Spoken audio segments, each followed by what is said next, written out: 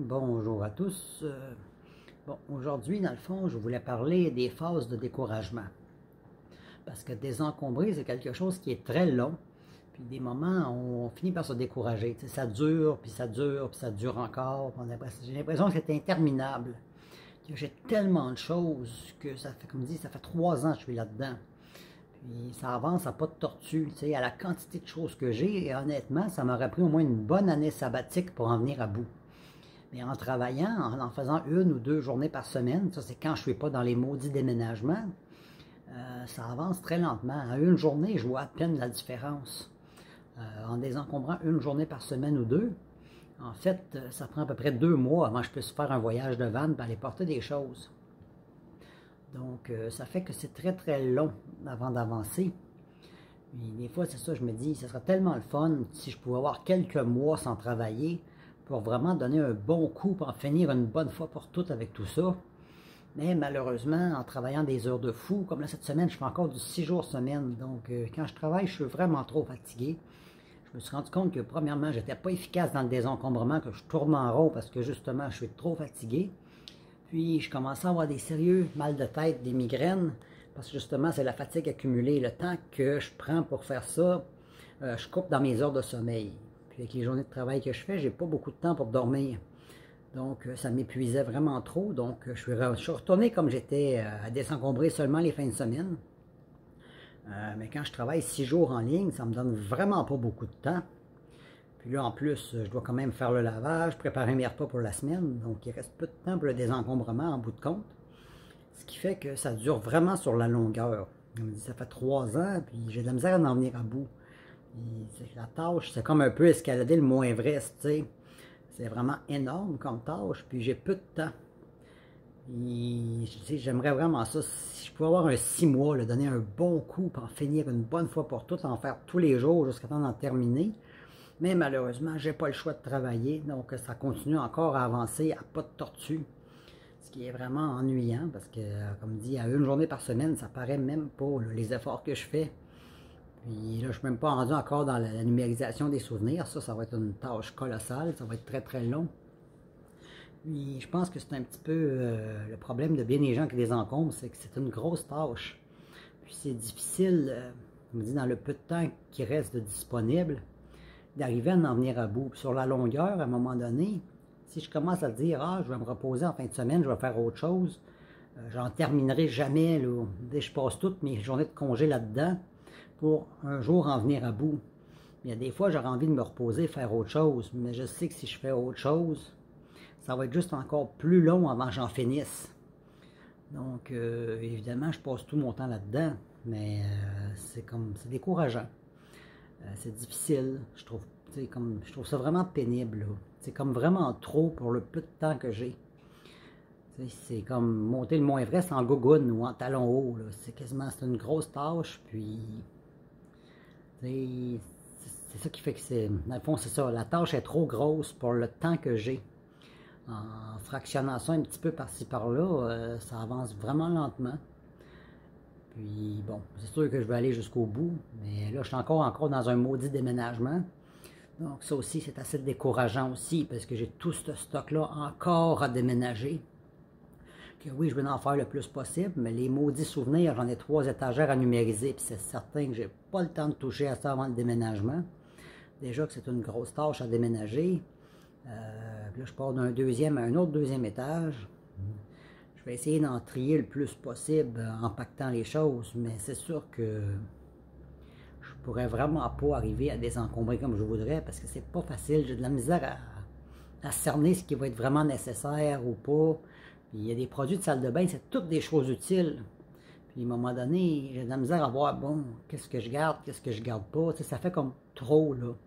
C'est comme une montagne. La vaisselle, j'ai réussi à désencombrer pas mal. Là, il reste surtout les ustensiles. J'ai l'impression d'en avoir trop, mais c'est encore la même chose. C'est toutes des choses utiles. Donc, c'est le genre de choses qui prend du temps avant de prendre une décision. Qu'est-ce que je garde, qu'est-ce que je garde pas. Et, je ne vais pas me débarrasser d'un objet que je vais être obligé de racheter plus tard. Ça, c'est vraiment une chose que je déteste, de racheter quelque chose que j'avais déjà. Donc, avant de me débarrasser de quelque chose, je veux vraiment être sûr de ne pas en avoir besoin. Ce qui fait que je tourne pas mal en rond, j'en élimine. Des fois, je découvre des objets en double. c'est un petit peu ça, là. C'est une trop grosse tâche pour le peu de temps que j'ai. Puis déjà, je vois le déménagement, ça me stresse, ça me démoralise, parce que je sais qu'il faut tout que je redéménage encore ça. J'aurais aimé ça être plus avancé que ça avant de redéménager. J'ai l'impression que d'un déménagement à l'autre, j'avance à peine. Tu sais, je suis 2-3 mois à un endroit, je redéménage encore, donc je dirais ça me débarrasser d'une dizaine, d'une vingtaine de boîtes, mais c'est clairement pas suffisant. Il faudrait que je débarrasse au moins une bonne centaine et 150aine de boîtes pour vraiment que ça fasse une différence dans mes prochains déménagements. C'est sûr que c'est assez décourageant, parce que je sais que j'aurai pas le temps de trier tant que ça.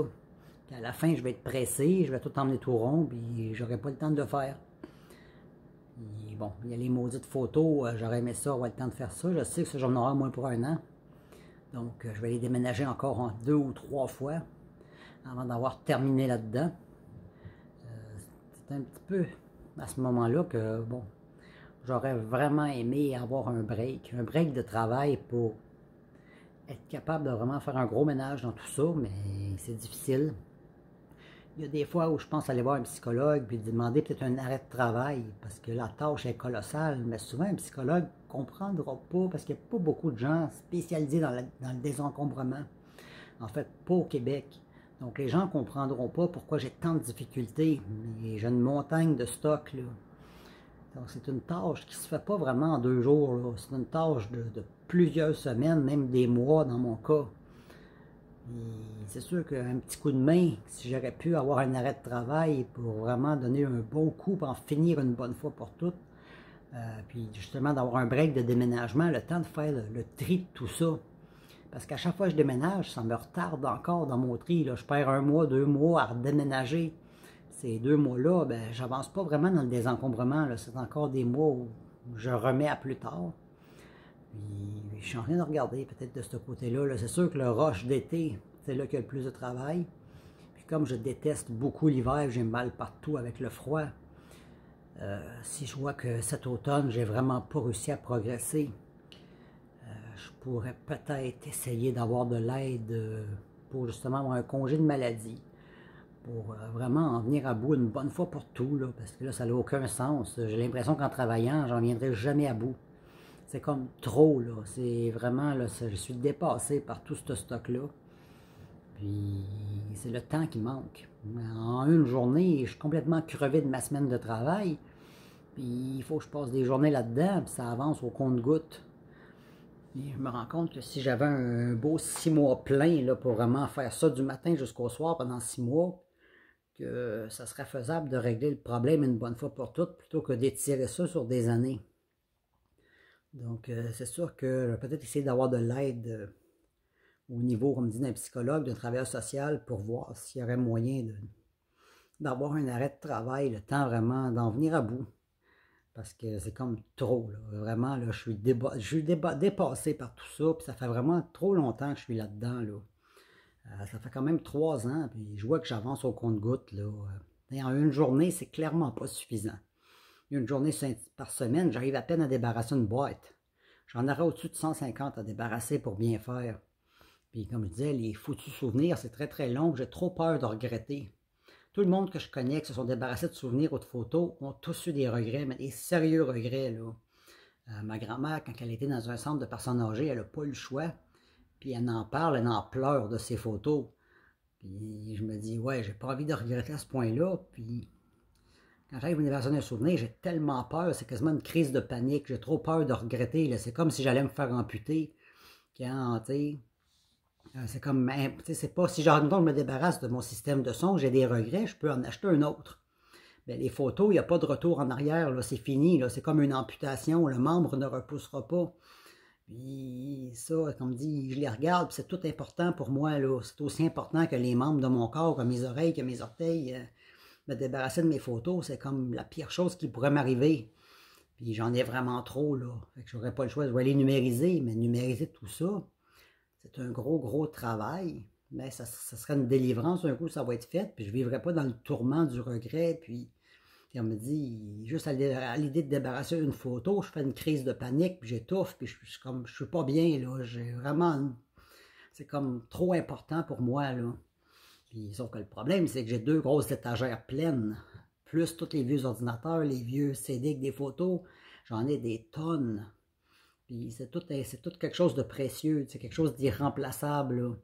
Donc, je sais que ça va prendre une éternité tout numériser ça, là. Puis j'aurais aimé avoir, comme je dis, quelques mois pour pouvoir passer à travers de ça et non pas le faire en 1 an, 2 ans, 3 ans. Parce que bon, je me rends compte, les autres gogos, peut-être que je vais en venir à bout en quelques semaines. Mais pour numériser les souvenirs, c'est une tâche colossale. C'est vraiment ce qui va être très très long. Puis si cet automne, si je vois que j'ai vraiment pas progressé, parce que si ça prend 2 mois faire une boîte de photos, j'en ai une trentaine. Ça va être très très long. Donc, je vais peut-être essayer d'avoir de l'aide pour pouvoir arrêter de travailler un certain temps. Parce que je pense qu'autrement, en travaillant des heures comme je le fais, c'est impossible. C'est vraiment trop, là. Je suis, tu sais, comme je suis en train de me décourager et de m'épuiser à faire ça, là. À un moment donné, j'aurais le goût de passer à autre chose. Mais vous me dites que les heures que je travaille, c'est impossible d'aller plus vite. Je suis à la limite de ma vitesse. Donc, c'est un petit peu ma phase de découragement. Évidemment, je vais continuer parce que là, bon, je ne suis pas encore dans les souvenirs. Là, je me débarrasse du reste. J'ai fait un tri dans la vaisselle. Je vais me débarrasser. Bon, la salle de bain, j'ai clairement trop de choses aussi. Donc, je commence par ce qui n'est pas important, là, si on peut dire ce qui est remplaçable. Mais plus je les encombre, que je fais le tour de tout ce que j'ai, plus je me rends compte de la quantité de souvenirs que j'ai, là. J'en découvre dans des boîtes où je pensais que c'était des trucs inutiles qu'il y avait là. Puis c'est encore des CD de photos ou des disques durs de photos. J'en ai vraiment une très très grande quantité. Donc, quand je vois le temps que ça va prendre à faire tout ça, je me rends compte que j'ai clairement besoin d'arrêter pour pouvoir me consacrer à ça pendant quelques mois, puis terminer une bonne fois pour toutes. Donc, je vais voir du côté d'un travailleur social, d'un psychologue, s'il y a moyen d'avoir une aide à quelque part pour avoir du temps, pour vraiment passer au travail de tout ça. Puis, je ne vais pas non plus avoir une psychothérapie pour prendre une décision que je vais regretter le reste de mes jours par la suite non plus. C'est bien facile d'avoir l'aide d'un psychologue. Ah oui, détache-toi de tes photos, nanana. Mais si j'arrive dans 10 ans, 20 ans, j'ai des regrets et des tourments, puis je ne pense qu'à ça, comme ma grand-mère qui ne pense qu'à ses photos. Elle pleure, par regrette la photo d'école. C'était tellement important, j'aurais tellement aimé l'avoir. Ah, ben la photo d'une tante telle, pourquoi je m'en suis débarrassé? Il n'y a pas une fois où je parle à ma grand-mère qu'elle ne me parle pas des photos qu'elle regrette. Donc, c'est assez inquiétant. Puis, j'avais vu dans le livre de Dominique Leroux que même des gens qui se sont suicidés après avoir s'être débarrassés de leurs photos. Donc, ça reste que c'est des regrets profonds, puis il n'y a pas de retour en arrière. Là. Quand c'est fini, tu ne peux plus dire je le regrette, puis c'est fini, là. C'est comme une amputation, on te coupe un doigt et il ne repoussera plus jamais, là. C'est comme trop risqué comme débarras. Mais ça va être, on me dit, beaucoup, beaucoup de travail. Donc, je vais essayer de voir si, comme je disais, avec un mot de psychologue ou d'un travailleur social, s'il y a moyen d'avoir un arrêt de travail cet automne, parce que l'été, c'est le temps où on travaille le plus. Mais c'est aussi la période où c'est le plus facile au travail. Parce que l'hiver, dans un gros froid, travailler dehors, c'est vraiment difficile physiquement, puis même moralement, parce qu'à un moment donné, j'ai des engelures, je suis fatigué, je suis complètement gelé, j'ai mal partout. Tandis que l'été, c'est beaucoup plus agréable de travailler. Donc, je pensais peut-être cet automne, si je vois que j'aboutis pas, puis que ça avance carrément pas, de justement d'essayer d'avoir un petit congé pour pouvoir avancer dans tout ça. Je vais faire mon rush d'été pour profiter des meilleures heures de travail, puis rendu à l'hiver, au moment où c'est difficile, si je vois que ça avance vraiment pas suffisamment vite, puis que j'en ai encore pour des années et des années dans tout ça, là, j'essaierai vraiment de trouver un moyen d'arrêter de travailler, le temps d'en venir à bout, parce que là, c'est clair que après 3 ans, ça avance pas, là. C'est trop.